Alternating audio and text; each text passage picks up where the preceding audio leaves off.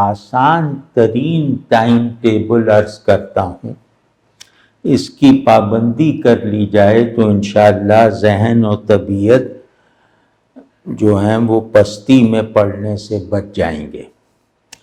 پہلے ذمہ داری کے ساتھ یہ عزم کریں کہ غافل نہیں رہنا ہے، گناہ نہیں کرنا ہے، یعنی زندگی کو جن دو پہیوں پر چلانا ہے، ترک غفلت اور ترک معصیت، وہ دو پہیے ہیں۔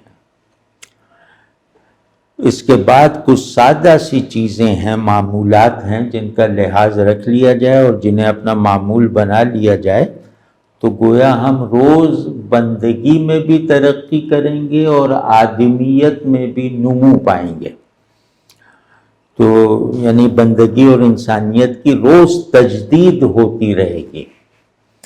نمبر 1، نماز جماعت سے پڑھنی ہے اور ہر نماز کے بعد 2-4 منٹ حالت ذکر میں رہنا ہے۔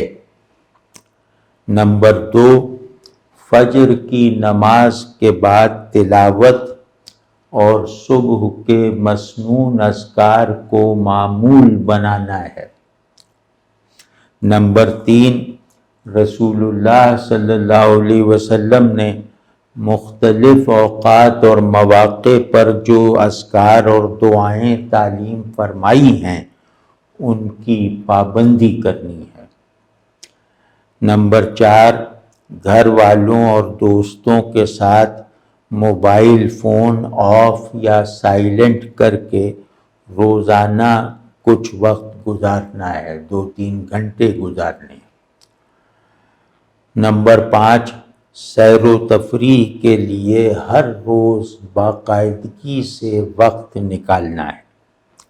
تو یہ 5 چیزیں ہیں، یہ اگر ہم اختیار کر لیں تو امید ہے کہ وقت کو ضائع کرنے کا جرم ہم سے مزید سرزد نہیں ہوگا۔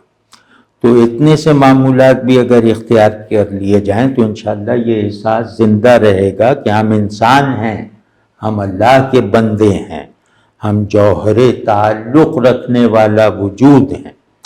تو بہرحال دعا کریں کہ اللہ ہمیں ایسا بنا دے کہ ہمارا ہر لمحہ گناہ سے بچتے ہوئے نیکی کی ترقی میں کوشش کرتے ہوئے گزرے۔ آمین یا الہ العالمین۔